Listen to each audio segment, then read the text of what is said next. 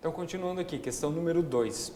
Durante o procedimento de tratamento de esgoto, o lodo digerido vai se acumulando no fundo do tanque séptico. Sobre a possibilidade de tratamento complementar do tanque séptico, assinale a alternativa correta. Então, quando estamos falando de tanque séptico, estamos falando da conhecida e popular fossa séptica. Tanque séptico é o nome técnico que está lá disposto na NBR. Da fossa séptica, que é uma obrigatoriedade de todo cidadão, né, de toda residência, ter instalada no seu lote, uma vez que não haja rede coletora do sistema coletivo para coleta e tratamento do esgoto. Então, eu não tenho uma rede coletora de esgoto que passa na minha rua, né? Não há um sistema de tratamento de esgotamento sanitário no meu bairro, no meu município. Obrigatoriamente, eu devo ter um tanque séptico seguido do equipamento de tratamento, né? E isso vai estar relacionado aqui com a questão, para fazer um tratamento do efluente doméstico que está sendo gerado pela minha residência. Então, essa questão ela está dizendo a respeito exatamente dessa situação. Aquelas residências onde nós temos o sistema de tratamento conhecido como sistema de tratamento individual, que é o que utiliza o tanque séptico seguido de... Então, vamos ver quais são as questões, né? Porque muito provavelmente o tratamento complementar está aqui relacionado com as questões. A letra A diz o seguinte: não existe nenhum tratamento complementar efetivo para ser aplicado no tanque séptico. Qualquer tratamento realizado tem efeito paliativo. Isso não é verdade, né? É possível sim fazer um tratamento complementar ao tanque séptico. O tanque séptico vai ter esse papel de fazer a digestão, principalmente da matéria orgânica fresca, né? Desse lodo fresco que está ali e gerar, por si só, gerar um processo de decantação desse material, mas há possibilidade sim e deve-se ter um tratamento complementar. O filtro anaeróbio é o tratamento complementar mais usual e representa um sistema de tratamento secundário físico-biológico. E aí a gente já matou a charada, né? O sistema individual ou o sistema para tratamento no lote, ele muito usualmente está vinculado à utilização do tanque séptico seguido do filtro anaeróbio, que é um tratamento físico-biológico, ou seja, dentro do filtro anaeróbio existem barreiras físicas que vão promover o processo de filtração, né, que vão agir como filtros, assim como vai ter material biológico que vai se aderir nessas barreiras físicas, que pode ser, por exemplo, pedra brita, né, vai se criar um biofilme onde vai se aderir a matéria biológica e vai ser feita a degradação anaeróbia desses produtos que não degradaram, que não foram digeridos lá no tanque séptico. Então, a resposta é sim, a letra B, né? Vamos só ver as outras questões para ver aonde que poderia estar alguma questão de dúvida, né? Algum item que suscite a dúvida. O lodo vai naturalmente se dissolvendo no fundo do tanque séptico, a longo prazo não existe necessidade de tratamento complementar. É mentira também, né? O lodo não vai se dissolvendo, ele vai se acumulando. Por isso a necessidade da manutenção dos sistemas individuais, da limpeza do tanque séptico ser realizada anualmente ou bianualmente, dependendo muito do dimensionamento e da carga da concentração de esgoto que está sendo destinada a esse tanque séptico, né? Então, há sim a necessidade frequente de manutenção e, por consequência, da limpeza desse lodo, porque ele não se dissolve no fundo, ele, muito pelo contrário, ele se acumula no fundo do tanque séptico. As valas de infiltração e filtros de areia não são opções de tratamento complementar, já que podem levar à contaminação da água e do solo. As valas de infiltração e os filtros de areia, eles são opções para destinação pós-tratamento, né?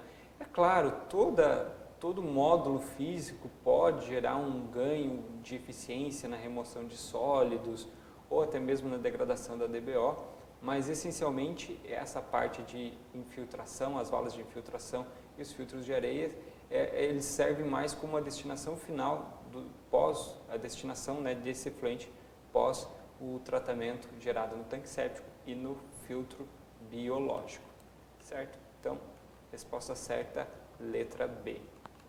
Vamos para mais uma questão. Questão número 3.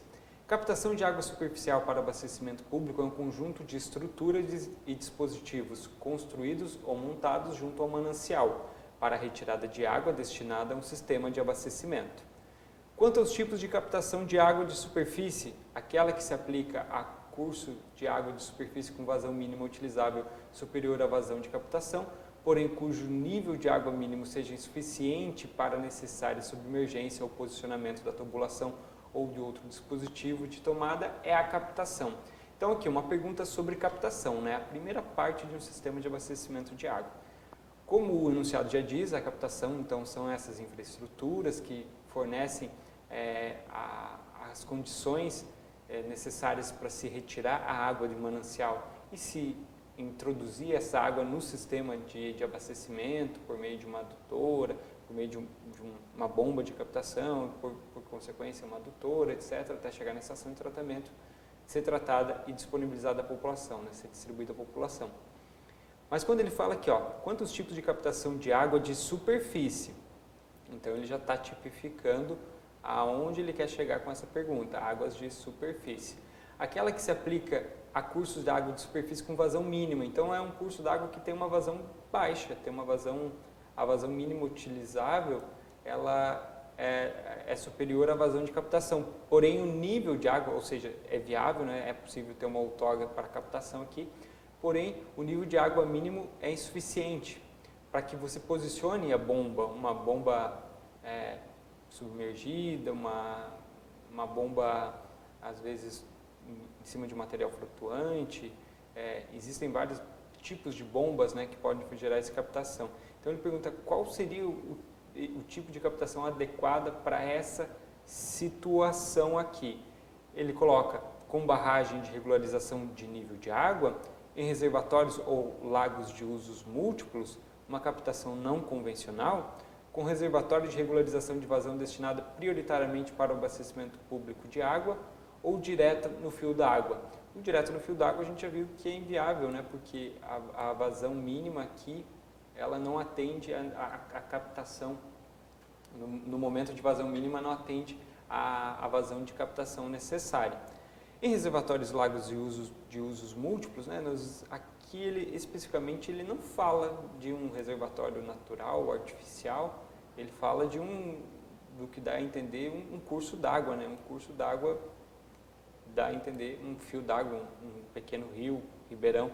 Então, a gente pode eliminar também essa questão aqui dos lagos. Uma captação não convencional não se trata, né? É um sistema convencional, porque isso é muito comum, né? A necessidade de se aumentar o nível aumentar o nível para se obter a vazão de captação. Então não seria. A gente pode eliminar também. E aqui, com reservatório de regularização de vazão destinado prioritariamente para o abastecimento público de água, isso não é tão comum, né? Você ter um reservatório de regularização de vazão só para o abastecimento de água, ainda mais porque se trata de uma obra hidráulica, num curso d'água, isso tem impacto, pode ter outros usuários desses recursos hídricos, e isso inviabiliza um pouco a aplicação nesse sentido aqui. Aquela definição técnica que mais faz jus com a necessidade é a instalação de uma barragem de regularização de nível, e é muito comum isso nos sistemas de abastecimento de água, você ter barragens de nível, que é para aumentar o tamanho, a lâmina de água, e aí sim você conseguir instalar, porque aqui é uma dificuldade técnica e não de vazão. Aqui uma regularização seria uma dificuldade de vazão, de quantidade de água disponível. Aqui a quantidade está ok, o que está dificultando a operacionalização é o nível, é a altura dessa lâmina de água. Então a resposta correta é a letra A, com barragem de regularização de nível de água. Vamos para o número 4. A coleta, o transporte, o tratamento e a destinação final dos efluentes fazem parte do sistema de... Então aqui estamos falando de efluentes, né? Aqui ó, efluentes.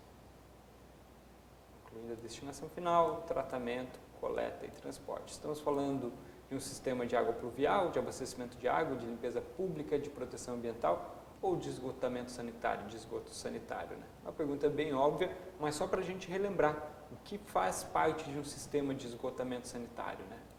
Coleta, transporte, tratamento e destinação final.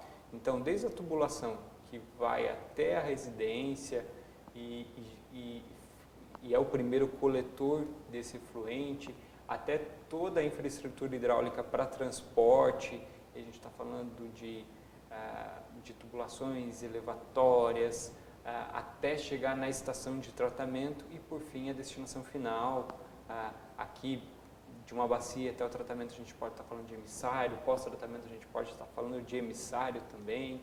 Então, existem muitos subitens dentro de todo o sistema, mas é importante enfatizar, né? O sistema de esgotamento sanitário, ele tem esses 4 itens principais aqui: coleta, transporte, tratamento e destinação final.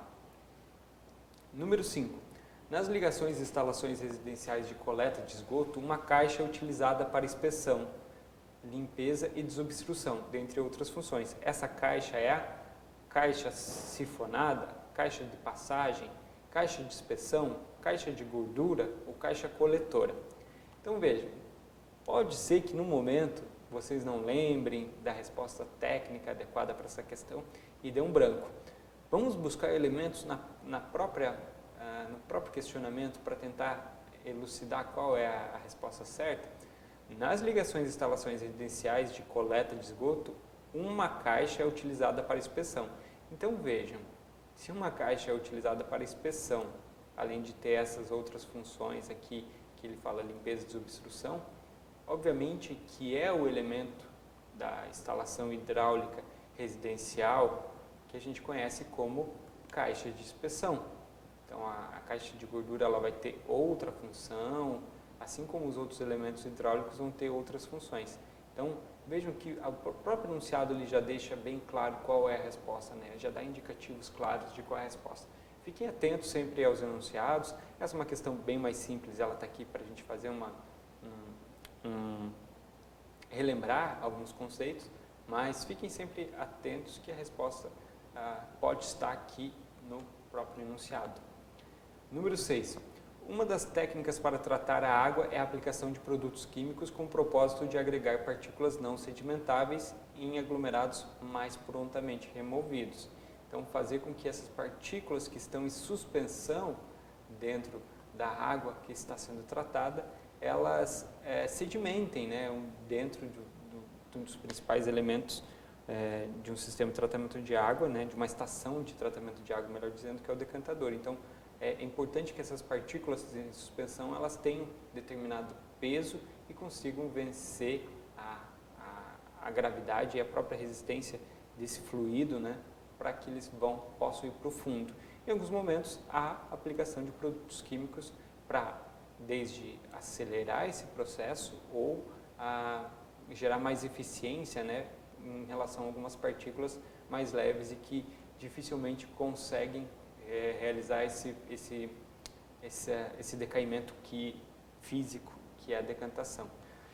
Aí ele pergunta, um dos produtos utilizados para essa finalidade é o cloro? É o sulfato de alumínio? É o ácido fluorsilícico? É o polímero ou o hidróxido de sódio?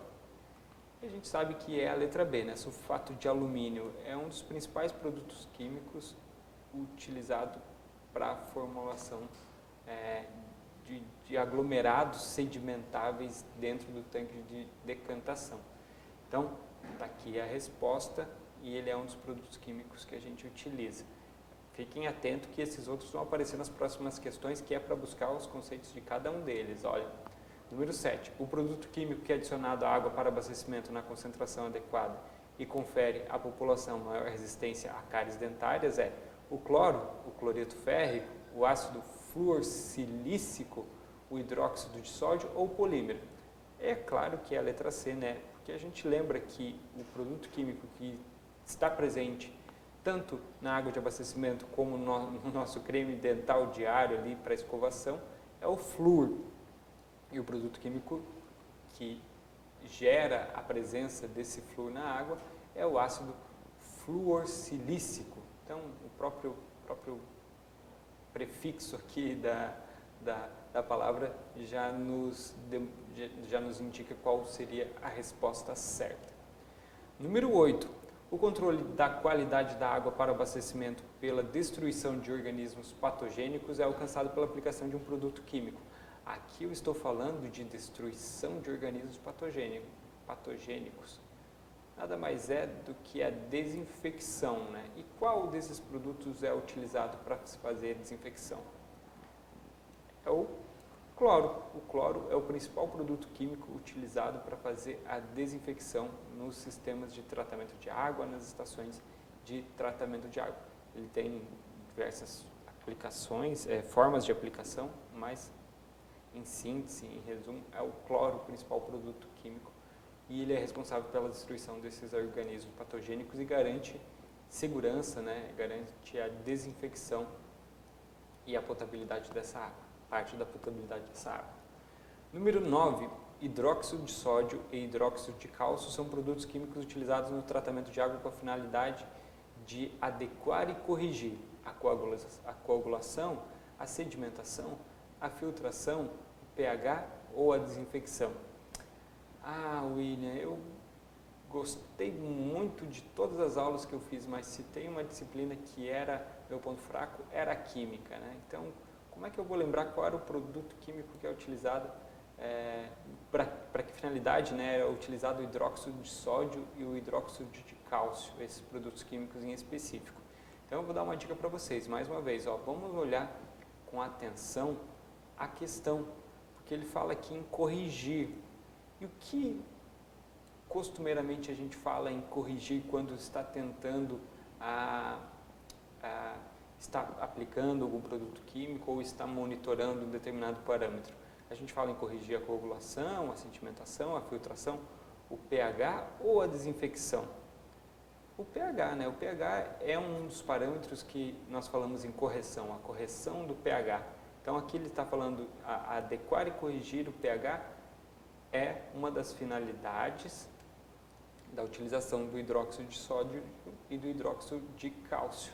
Então, sempre que houver a necessidade de corrigir e adequar esse pH numa estação de tratamento, será utilizado, ou muito provavelmente será utilizado, um desses produtos químicos aqui. Mas vejam, a dica estava aqui em adequar e corrigir nos verbos de ação relacionados aos itens da própria questão.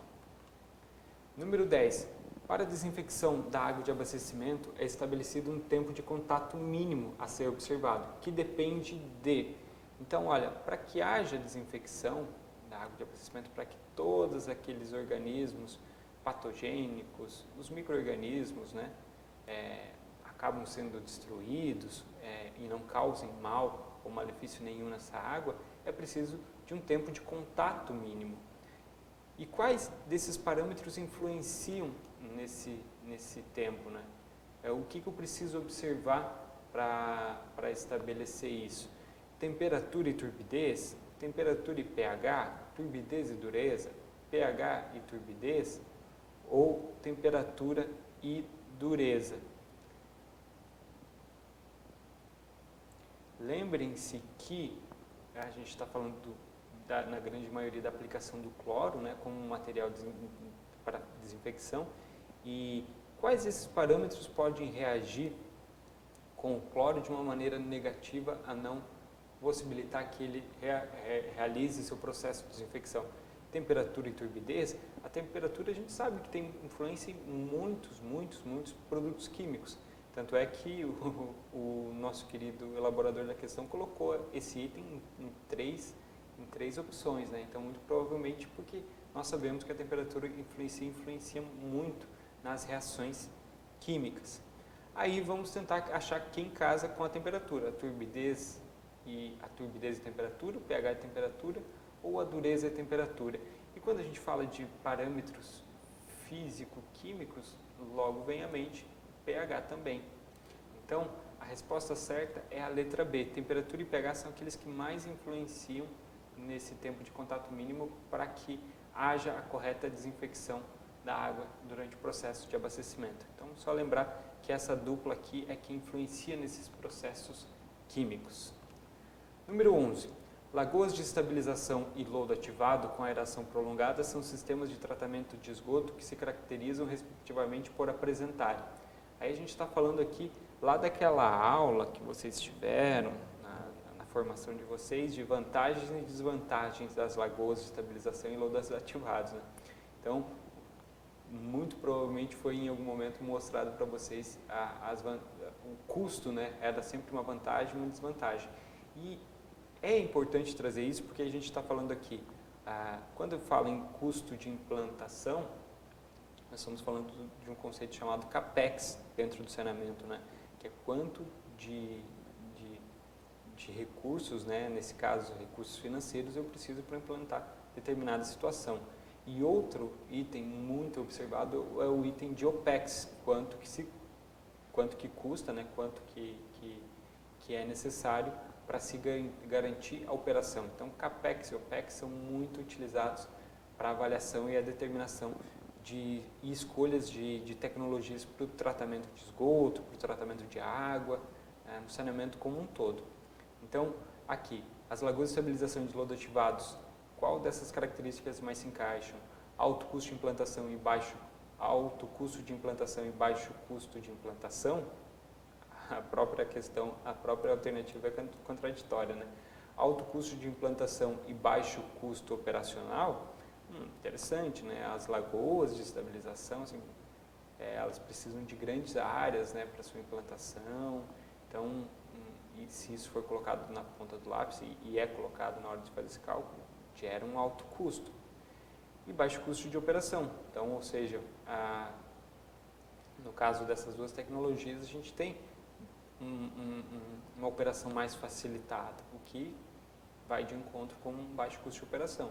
A letra B ela está mais coerente. Vamos ver as demais. Baixo custo de implantação e alto custo operacional. Vai em contramão aquelas primeiras relações que a gente tinha observado. Baixo custo de implantação e baixo custo operacional, esse seria o ideal, né, o cenário ideal, mas ele infelizmente não existe ou dificilmente vai aparecer como solução. E alto custo operacional e baixo custo operacional, a letra E também ela é contraditória. A resposta certa é a letra A. A gente pode se apegar justamente por as lagoas sempre estão relacionadas, sempre aparecem como com custos altos de implantação em muitos aspectos de tecnologia e baixo custo operacional, né? Então, essas são as vantagens e desvantagens mais comuns relacionadas às lagoas de estabilização. Número 12. Para que um sistema de tratamento biológico de esgoto seja chamado de aeróbio, o principal parâmetro de controle é oxigênio dissolvido, alcalinidade, solução hexana, temperatura ou pH. Um sistema aeróbio é com a presença de ar. Logo, um parâmetro importante e talvez o principal parâmetro de controle, né, como a questão indica, é o oxigênio dissolvido. Então, letra A para número 12. 13. Em um sistema de tratamento de esgoto por lodo ativado com aeração prolongada, a formação do lodo biológico se dá usualmente. Nossa, não lembro como é que funcionava, como era um layout de uma estação de lodo ativado com aeração prolongada. Como é que eu faço para responder essa questão?